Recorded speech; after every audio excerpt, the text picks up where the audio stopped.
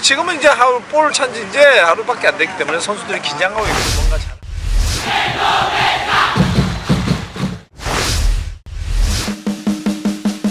PSSI turun tangan atasi perihal klub tolak lepas pemain. Seperti diketahui, TC Timnas Indonesia U19 sudah dimulai sejak Kamis lalu di Jakarta. Oki Caraka dan kawan-kawan dijadwalkan berlatih hingga 6 September mendatang. TC kali ini digelar sebagai persiapan untuk menghadapi kualifikasi Piala Asia U20 2023 yang akan berlangsung pada tanggal 14 hingga 18 September mendatang.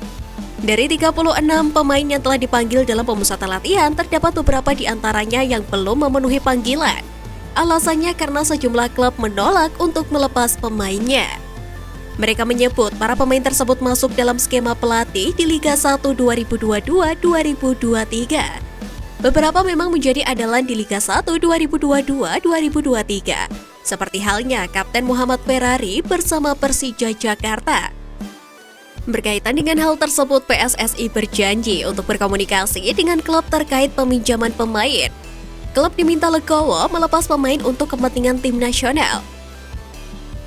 Kemarin sudah komunikasi, sesuai komitmen mereka harus melepas, dan memang sudah kami diskusikan dengan owner-ownernya, dan mereka setuju melepas karena tim nasional paling penting.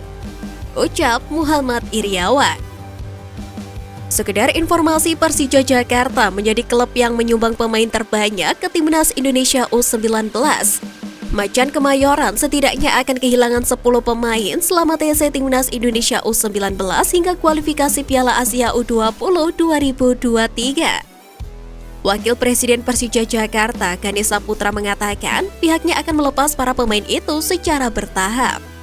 Apalagi komunikasi klub dengan PSSI berjalan dengan baik selama ini.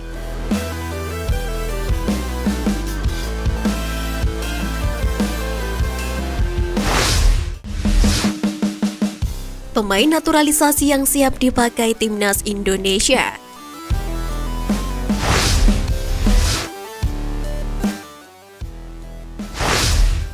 Pertama, Stefano Lillipali. Stefano Lillipali kembali menemukan sentuhan terbaiknya bersama klubnya musim ini, Borneo FC. Pemain keturunan Indonesia Belanda itu menjadi andalan di sisi kanan penyerangan Borneo FC di Liga 1 2022-2023. Hingga pekan ke-7, Lillipali telah menorehkan 1 gol dan 3 assist. Dengan catatan bagus itu, pemain berumur 32 tahun itu layak mendapatkan panggilan untuk membela Timnas Indonesia. Di lain sisi, Lillipali sendiri masuk dalam skuad kualifikasi Piala Asia beberapa waktu lalu.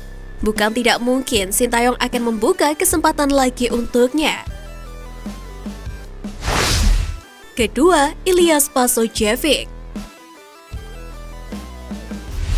Spaso tampil menggila untuk Bali United di Liga 1 musim lalu. Tercatat dirinya telah menorehkan 23 gol dan 4 assist, dan mengakhiri musim lalu sebagai top skor dan membawa Bali United juara Liga 1.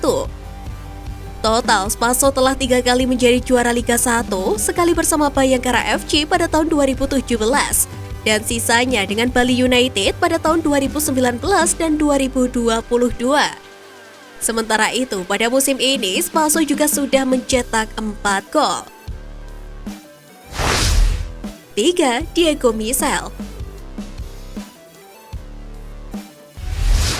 Diego Michel memulai era keduanya di Borneo FC pada musim ini. Sejak kembali ke Borneo FC, Diego pun kembali dipercaya untuk menjadi kapten.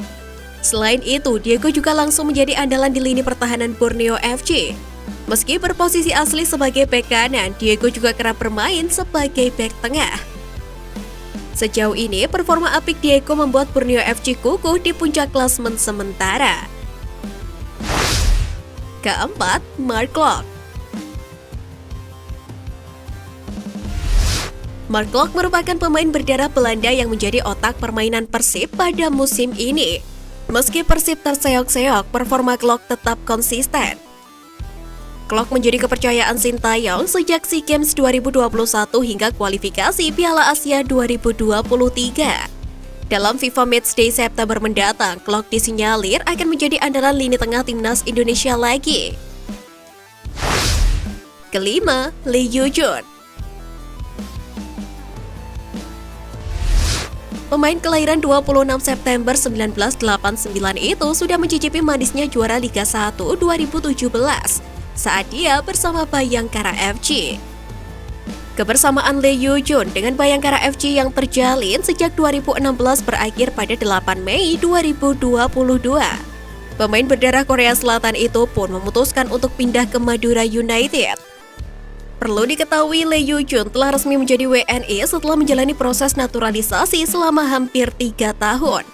Dia pun siap membela timnas Indonesia asuhan Sintayong yang juga berasal dari Korea Selatan.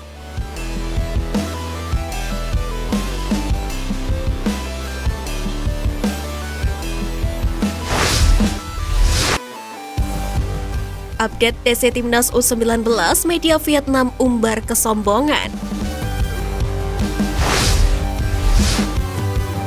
Setelah 4 hari menjalani pemusatan latihan, Sintayong menegaskan timnya saat ini berfokus untuk mengembalikan kemampuan bermain dan latihan fisik. Namun demikian, Sintayong mengatakan para pemainnya membutuhkan waktu cukup panjang untuk mengembalikan kepercayaan diri. Pelatih asal Korea Selatan itu berujar saat ini skuad Garuda Nusantara masih grogi setelah kembali dari klub. Untuk mengembalikan kepercayaan diri, Sintayong akan terus menggenjot latihan Kakang Rudianto dan kawan-kawan. Menariknya, pernyataan juru taktik berusia 52 tahun itu kemudian disorot oleh media Vietnam. Pemain timnas Indonesia U19 disebut grogi karena punya banyak tekanan. Sintayong ingin balas dendam ke Vietnam karena tersingkir di Piala AFF U19. Dia kemudian menaruh harapan tinggi kepada anak asuhnya. Mungkin bermain di bawah tekanan adalah sesuatu yang tidak biasa dilakukan oleh bintang muda Indonesia. Karena itu, pelatih Sintayong mengakui bahwa Indonesia merasa takut. Tulis media Soha.vn. Lebih lanjut, media Vietnam jongkak karena sejauh ini Dintena memang punya persiapan lebih matang jika dibandingkan dengan Sintayong. Pasalnya, Vietnam U19 sudah menggelar turnamen mini bersama dengan Thailand, Malaysia, dan Myanmar.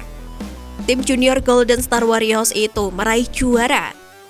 Memang persiapan anak asuh Dintena lebih matang jika dibandingkan dengan timnas Indonesia U19. Sebab Sintayong baru mulai TC jelang kualifikasi Piala Asia U20 2023 pada 25 Agustus 2022.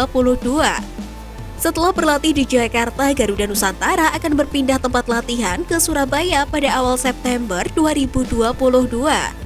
Kabarnya selain menjalani pemusatan latihan, mereka juga akan melakoni 3 laga uji coba.